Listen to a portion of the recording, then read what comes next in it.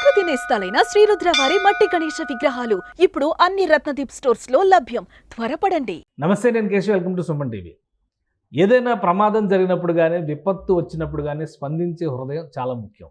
అలా ఎంతమంది స్పందిస్తారు, స్పందించిన వాళ్ళు ఏ స్థాయిలో స్పందిస్తారు? ఇప్పటివరకు మనం ఇలాంటివి మాత్రమే చూసాం. కానీ ఆంధ్రప్రదేశ్ ఉప ముఖ్యమంత్రి పవన్ కళ్యాణ్ స్పందించినటువంటి తీరు మాత్రం సర్వత్రా ప్రశంసలు అందుకుంటుంది. దీనికి తోడు రాష్ట్ర ప్రభుత్వం తీసుకుంటున్నటువంటి నిర్ణయాలు చూసి ఎంతోమంది దానశీలురు కదిలి వస్తున్నారు. ఆ స్పృహ, ఆ సౌజన్యం కేవలం నాయకత్వం వహిస్తున్నటువంటి నాయకుల నుంచే వస్తుందా? వారి ఆలోచన విధానం నుంచే కింది స్థాయిలో కూడా ఇలాంటి మార్పులు వచ్చేటువంటి అవకాశాలు ఉంటాయా? ఈ అంశంపైన విశ్లేషణ చూద్దాం. మనతో పాటు చంద్ర శ్రీనివాస్ గారు, అనలిస్ట్ ఉన్నారు. చంద్ర శ్రీనివాస్ గారు నమస్కారం. నమస్కారం అండి. పవన్ కళ్యాణ్ గారు ఒక మెగా హార్ట్, ఇంత ఇవ్వాలి అనే దానికి పరిమితి ఉండదు అని చెప్పినట్టుగా 400 గ్రామ పంచాయతీలని ఒక విధంగా పోషించే బాధ్యత ఒక నెల రోజులు అనుకోవచ్చు, లేదా ఏదైనా ఒక నిర్దిష్టమైనటువంటి కార్యక్రమానికి పోషించేటువంటి బాధ్యత తీసుకున్నారని అనుకోవచ్చు. సో అది చూసినాక ఇప్పుడు చాలామంది రియాక్ట్ అవుతున్నారు. పవన్ కళ్యాణ్ గారు అసలు ఏంటి ఈ స్థాయిలో రియాక్ట్ అంటే నేషనల్ లెవెల్ హెడ్లైన్స్లో కూడా వచ్చింది అది. అవునండి. ఆ స్థాయిలో ఇంప్రెస్ చేశారు ఆయన అందరినీ. ఉప ముఖ్యమంత్రిగా, రాజకీయ నాయకుడిగా, లేదంటే ఒక సినిమా తారగా, ఇవన్నీ పక్కన పెడితే ఒక మానవతావాదిగా ఆయన అందరినీ కదిలించారని అనుకోవచ్చా? డెఫినెట్గా అండి. ఎందుకంటే కేశవ్ గారు మీరు చక్కగా ఉపోద్ఘాతం చాలా చక్కగా చెప్పారు. ఒక వ్యక్తి ఎదుగుదలలో తనతో పాటు తన సమాజాన్ని, తన దేశాన్ని గురించి ఎవరైతే ఆలోచిస్తారో వాళ్ళు మరింత పేరు ప్రతిష్టలు సాధించుకుంటారు. స్వామి వివేకానంద ఒక మాట చెప్తాడు, ముందు నీ కుటుంబాన్ని చూడు, తర్వాత ఈ దేశం గురించి ఆలోచించాడు. కుటుంబం అంటే ఏంటి? ఆయన కుటుంబంలాగా ఆలోచించట్లా పవన్ కళ్యాణ్ గారు. నేను ఈ సందర్భంగా సుమన్ టీవీలో ఆయన గురించి తెలుసు కాబట్టి చెప్తున్నా. పవన్ కళ్యాణ్ గారిని ఒక మాట అడగాలనిపిస్తుంది కేశవ్ గారు. ఎందుకయ్యా అంత ప్రేమ ఈ ప్రజలంటే, ఈ ఆంధ్రప్రదేశ్ ప్రజలంటే, ఈ తెలుగు రాష్ట్ర ప్రజలంటే ఎందుకయ్యా అంత ప్రేమ? నీ బిడ్డల గురించి ఆలోచించవా అని అనాలనిపిస్తుంది. నిజమే కదండి. ఆయన బిడ్డలు కూడా పెరిగారు, పెద్దోళ్ళు అయ్యారు. తెలుగు రాష్ట్రాలే కాదు, ఇప్పుడు మొన్న వాయనాడులో జరిగితే కూడా ఆయన రియాక్ట్ అయ్యారు. ఈవెన్ మిలిటరీ డిఫెన్స్ కూడా ఆయన డొనేషన్స్ ఎప్పుడు ఉంటుంది. ఇవన్నీ ఆయన ఇప్పటివరకు, ఇప్పుడు ఆయన రాజకీయాల్లో ఉన్నారు కాబట్టి ఇప్పుడు చర్చ నడుస్తుంది. లేదంటే అసలు ఎవరికి తెలియకుండానే ఎన్నో దాన ధర్మాలు చేసినటువంటి పరిస్థితి. ఎక్కడైతే ప్రజలు అతన్ని ఒక ఎమ్మెల్యే కూడా గెలిపించలేదు, గాజువాక్ కావచ్చు, భీమవరం కావచ్చు, 10 సంవత్సరాల దశాబ్దం పైన ఓర్పుగా ఉన్నాడు సార్. అనేక మాటలు పడ్డాడు, అనేక విమర్శించారు వాళ్ళ ఫ్యామిలీని, అనరాని మాటలు అన్నారు, ఎక్కడా తొనకల పనకల. ఈ రోజున నిజంగా మీరు అన్నట్టు కర్ణుడు, ఆ రోజు మనం సేవా దృక్పథం ఎవరికి ఉందంటే కర్ణుడికి అని చెప్పుకుంటుంటాం. ఈయన అభినవ కర్ణుడు అనాలా, లేకపోతే ఏమనాలా అర్థం కావట్లా. అంటే తన బిడ్డల కోసం గురించి కూడా ఆలోచించకుండా తన బిడ్డల డిపాజిట్లు అండి కేశవ్ గారు, పిల్లల పేరు మీద ఉన్న డిపాజిట్లు కూడా తీసేసి కౌలు రైతులకు 34 కోట్లు ఇటు ఏంటి, పార్టీ ఆఫీసులు కడతావేంటి, ఎవరైనా పార్టీ ఫండ్ ఇస్తే తీసుకుంటే వాళ్ళు ఏదన్నా మళ్ళీ ఏదైనా సొంత పని కోసం అడుగుతారని చెప్పి వాళ్ళు రివర్స్ ఇచ్చాడండి కొన్ని కోట్ల రూపాయలు.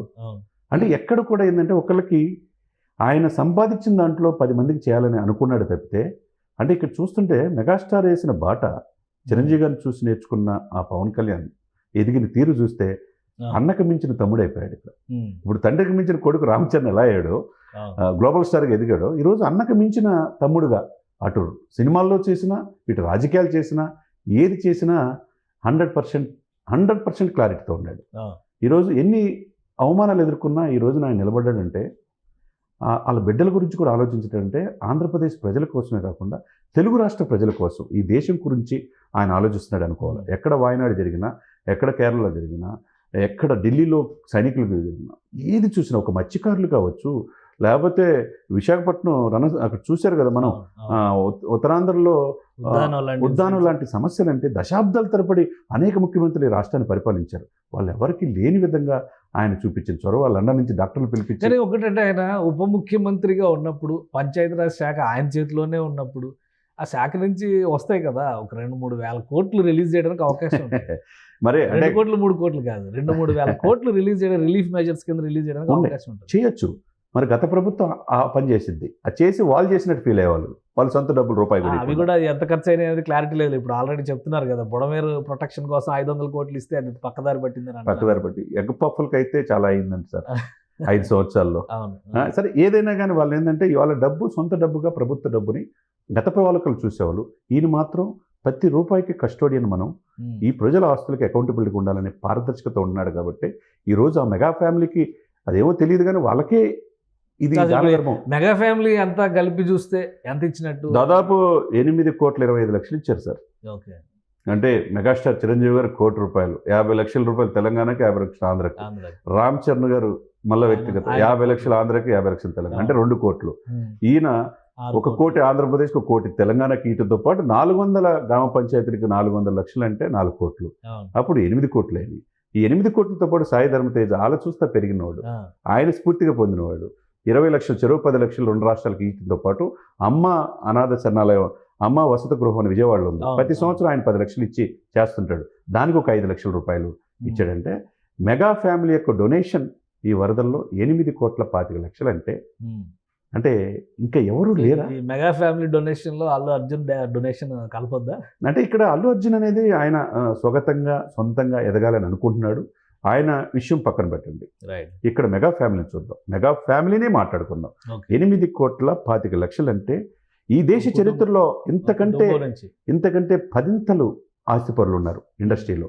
పారిశ్రామికవేత్తలు ఉన్నారు, రాజకీయ నాయకులు ఉన్నారు, తర్వాత పెద్ద పెద్ద వాళ్ళు ఉన్నారు, సినిమా నటులు కూడా ఉన్నారు. ఎవరికి లేని ఈ గుణం ఆయన చిరంజీవి గారిని చూసి నేర్చుకున్నట్లే ఉంది. ఎందుకంటే అన్ననే తండ్రిగా భావిస్తాడు. చూశాక మన ప్రధానమంత్రి గారిని కలిసిన తర్వాత పోయి సాష్టాంగ నమస్కారం. ఆ ఎమోషన్స్ ఆ రోజు తర్వాత నేను ఇప్పుడు మీతో మాట్లాడుతున్నప్పుడే ఆ ఎమోషన్ మళ్ళీ కనెక్ట్ అవుతుంది. ఎందుకంటే ఈయన చేసిన సేవా గుణం. 3 రోజులు ఎక్కడ లేరన్నారు కదా, బయటికి రండి మీరు అంటున్నాడు. చంద్రబాబు నాయుడు 74 సంవత్సరాల వయసులో విమర్శించడం కాదు, నేను లేనని విమర్శించడం కాదు, నాతో పాటు నా కాన్వాయ్లో రాండి. ఇది ఆయన 22 కిలోమీటర్లు వెళ్ళడానికి అవకాశం లేకపోతే పొక్లైనర్ పైన ఎక్కి చంద్రబాబు నాయుడు గారు జీవీఎల్ నరసింహారావు గారు కూడా ట్వీట్ చేశారు.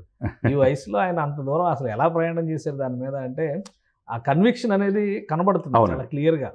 ఇప్పుడు అదే పవన్ కళ్యాణ్ గారు ప్రత్యేకంగా ప్రస్తావించి మరి చంద్రబాబు నాయుడు గారు చేస్తున్న ఎఫర్ట్స్ ప్లస్ అధికార వ్యవస్థను ఆయన ఏ విధంగా అయితే కోఆర్డినేట్ చేస్తూ డైరెక్ట్ చేస్తున్నారో దాని గురించి ఆయన మాట్లాడారు. అదే అండి ఇక్కడ ఏంటంటే ఒక వ్యక్తిని చూసి వ్యవస్థ మారుతుంది.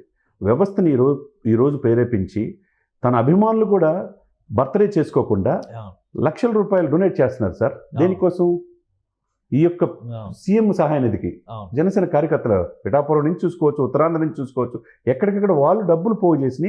పంచాయతీరాజ్ శాఖ కూడా ఉద్యోగులు పెద్ద డొనేషన్ మామూలు విషయం చెప్పండి సార్. వాళ్ళు దాదాపుగా ఎంత ఇచ్చారు సార్? వాళ్ళు 14 కోట్లు ఇచ్చారు. 14,85,00,000 మొత్తం 14,85,00,000 రూపాయలు. మేము 30 పంచాయతీరాజ్ స్టాఫ్ 14 కోట్లు, పంచాయతీరాజ్ ఇంజనీర్లు 75 లక్షలు, 10 లక్షలేమో నీటిపారుదల తాగునీటిపారుదల శాఖ స్టాఫ్. అవును, అదొక 14. వాళ్ళ ఉద్యోగులంతా నేను మాట్లాడేటప్పుడు అండి కళ్ళమ్మటి నీళ్ళు వచ్చినాయి. మేము మా నాయకుడిని చూసి స్పందిస్తున్నాం. మేము ఇంతవరకు 30 సంవత్సరాలు ఉద్యోగం చేసిన ఇటువంటి వ్యక్తిని మేము చూడలేదంటారు. మా నాయకుడి పట్ల మేము నడవాలంటున్నారు. అంటే అది కూడా ఎవరిది? 14,85,00,000 రూపాయలు ఆయన ఇన్స్పిరేషన్తో ఇచ్చినాయి కదా. ఆ పక్కన ఉన్న ప్రిన్సిపల్ సెక్రటరీ ఉన్నారు శశిభూషణ్ గారు, ఒకవైపు ఏమో కృష్ణతేజ. అంటే కేరళలో కూడా వరదలు సమర్థవంతంగా నిర్వహించి ఉన్నాడు.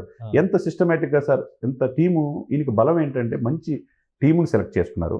టీమును కూడా ప్రేరేపించడం. వ్యక్తి ఈ రోజు ఉంటారు, రేపు పోతారు సార్. వ్యవస్థ ముఖ్యం. ఆ వ్యవస్థ బాగు కోసం పవన్ కళ్యాణ్ గారు ఈరోజు పడే శ్రమ ఏదైతే ఉందో, ఈరోజు మీరన్నట్టు సెంట్రల్ మెయిన్ మీడియాలో, ఫ్రంట్ లైన్ మీడియాలో కూడా ఆయన్ని వ్యక్తిత్వాన్ని గురించి ప్రశంసిస్తున్నారంటే దాన్ని మనం ప్రశంసించాలి.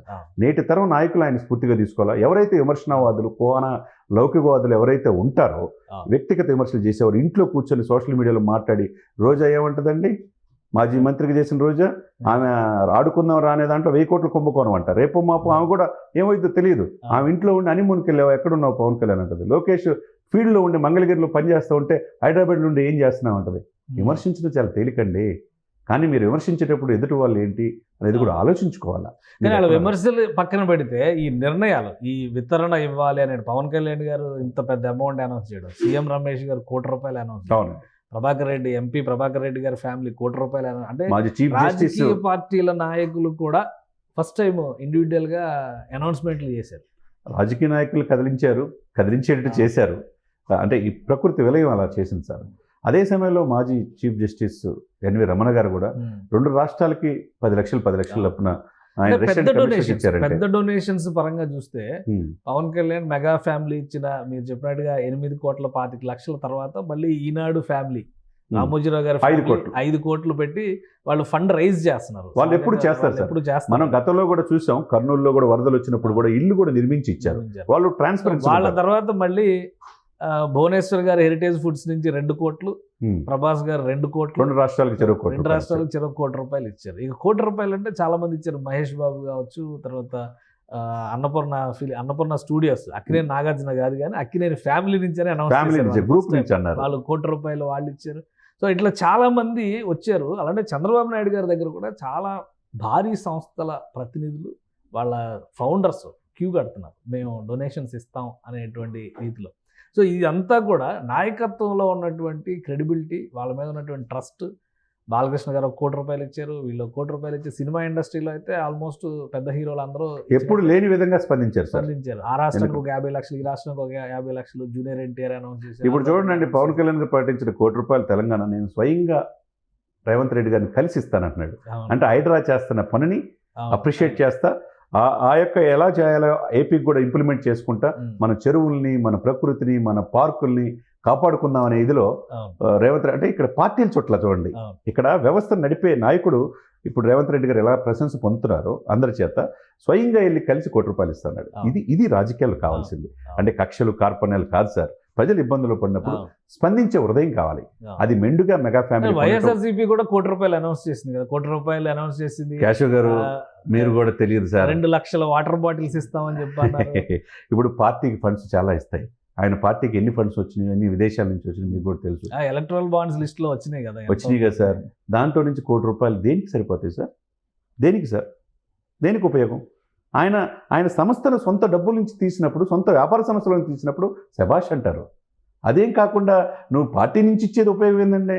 పవన్ కళ్యాణ్ ఈ రోజు ₹6 కోట్ల ఇచ్చాడు. ఆయనకి ఏం వ్యాపారాలు లేవు అంటారు కదా, అవన్నీ పాపం వ్యాపారాలు లేవు. వ్యాపారాలకు సంబంధించిన సార్ వ్యాపారాలు, రాజకీయం, ప్రజాసేవ, ఇదే నా ధ్యేయం, నా లక్ష్యం అని చెప్తున్నారు కదా. సార్ చంద్రబాబు నాయుడు గారు చెప్పినట్టు ఎక్కడికక్కడ ప్యాలెస్లు ఉంటాయి. ఎప్పుడు లండన్ వెళ్ళాలంటే వెళ్తారు. దాదాపు ఈ దేశంలో 33 కేసులు ఉన్న మాజీ ముఖ్యమంత్రి ఇప్పుడు కూడా స్టిల్ బెయిల్ మీద ఉన్నారు. ఇవన్నీ ఓకే, ఆధారాలు నిరూపించినప్పుడే ఆయన దోషి అవుతాడు, అప్పుడు దాకా నిర్దోష. ఈ మధ్యకాలంలో మనకి ప్రతి మనిషి జీవితంలో మీరైనా నేనైనా పుట్టుక మరణం 2 ఉంటాయి. దాని మధ్య మనం ఏం సాధించాం, ఈ సమాజానికి మనం ఏం చేసాం అనేదే కావాలి. ఇక్కడ తన సొంత సంస్థల నుంచి డొనేట్ చేస్తే 10 కోట్లు చేస్తే ఏమవుతుంది? అందరూ ప్రజలు అప్రిషియేట్ చేస్తారు కదా. ప్రభుత్వ వైఫల్యాన్ని కప్పిపుచ్చడం కోసం డొనేషన్స్ ఇవ్వాల్సిన అవసరం లేదని ఫీల్ అవుతున్నారేమో. ఏమో పార్టీ నుంచి ఒక సేవా కార్యక్రమంగా తీసుకొచ్చారు కాబట్టి. ఇంకొకటి ఏంటంటే, రాష్ట్రంలో వచ్చినటువంటి విపత్తుల విషయంలో పవన్ కళ్యాణ్ గారు స్పందిస్తున్నటువంటి విధానం, రాష్ట్రంలో తీసుకునే నిర్ణయాలు, ఇవన్నీ మనం చూస్తున్నాము. ఆయన నిన్న కీలకమైంది హైడ్రా ప్రస్తావన చేశారు. అవునండి.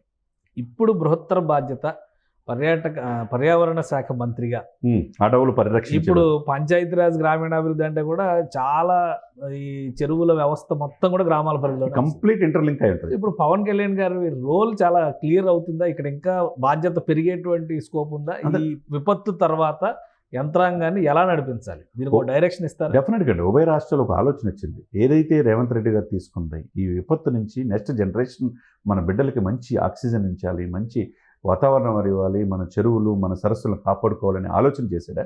ఇప్పుడు మరింత హైడ్రాకి పూర్తి అధికారులు ఇచ్చారు.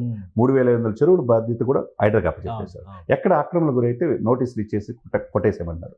అది నిజంగా ఆంధ్రప్రదేశ్ కూడా కావాలని చెప్పేసి బొలిశెట్టి సత్య గారి నుంచి, నాగబాబు గారి కాడి నుంచి ఈరోజు పవన్ కళ్యాణ్ గారు కూడా స్పందించారంటే 90% బుడమేరు ఆక్రమణకు గురైతే దాని ఎవరు నిర్వాహకులు? గత ప్రభుత్వ నిర్లక్ష్యం కాదా? దీన్ని డెఫినెట్గా మీరు అన్నట్టు పంచాయతీరాజ్, గ్రామీణాభివృద్ధి, రోడ్లు అన్ని కంప్లీట్ ఈయన ఇంటర్లెక్కే ఉంటుంది. దీన్ని పరిరక్షించాల్సిన బాధ్యత పర్యావరణ ప్రేమికుడిగా పవన్ కళ్యాణ్ ఉంటుంది. కాబట్టి అక్కడ పక్కనున్న రాష్ట్రం ఏ విధంగా స్టెప్ తీసుకుంటున్నారు, ఏ విధంగా దీన్ని ఓవర్కమ్ అయ్యి ఆంధ్రప్రదేశ్ను కూడా పరిరక్షించుకోవాలనే బాధ్యత డెఫినెట్గా తీసుకుంటారు. బుడమేరు ఉదంతం తర్వాత ఏపీలో గట్టి కట్టుదిట్టమైనటువంటి చర్యలు ఉంటాయి డెఫినెట్గా. ఎవరు అక్రమార్కుల గుండెల్లో ఇక ఆల్రెడీ స్టార్ట్ అయి ఉంటుంది. హైడ్రాని ప్రశంసించినప్పుడే పవన్ కళ్యాణ్ గారు వాళ్ళ అక్రమార్కులు, ఈ కబ్జాకోర్ల గుండెల్లో రైలు పరిగెత్తున్నాయి. రైట్. థ్యాంక్ యూ చంద్ర శ్రీనివాస్ గారు విశ్లేషణ అందించినందుకు. ఇది ఒక మెగా హార్ట్ని పవన్ కళ్యాణ్ ప్రదర్శించారు. ఆయన తీసుకున్నటువంటి నిర్ణయం వ్యక్తిగతంగా చూస్తే, ఈ వరద విపత్తు సహాయాల విషయంలో సంస్థల పరంగా కాకుండా వ్యక్తిగతంగా చూస్తే ఆ స్థాయిలో విరాళాలు ఇచ్చినటువంటి నాయకులు ఎవరూ లేరు. ప్రధానంగా రాజకీయాల్లో ఉండి, ప్రభుత్వ హోదాలో ఉండి, తన వంతుగా సొంత డబ్బుని దానం చేస్తున్నటువంటి నాయకుడు ఎవరో లేరనేది దేశవ్యాప్తంగా చర్చ జరుగుతున్నటువంటి అంశం. ఇక ఏపీలో గత ప్రభుత్వ హయాంలో జరిగినటువంటి భూ ఆక్రమణలు, కబ్జాలు, దందాలపైన ఉక్కుపాదం మోపడం ఖాయం అనేటువంటి సంకేతం చాలా స్పష్టంగా కనిపిస్తుంది. పవన్ కళ్యాణ్ గారు హైడ్రాని ప్రశంసించినటువంటి తీరుని దృష్టిలో పెట్టుకొని చూస్తే ఏపీలో కూడా ఈ తరహా సంస్థ రావాలని చాలామంది కోరుకుంటున్నారు. సో ఆ దిశగా ఆంధ్రప్రదేశ్ ప్రభుత్వం అడుగులు వేయడం ఖాయంగా కనిపిస్తుంది. ఇది special discussion. Keep watching. Suman టీవీలో మీ పర్సనల్ అండ్ బిజినెస్ ప్రమోషన్స్ కోసం కింది నెంబర్కి కాంటాక్ట్ చేయండి.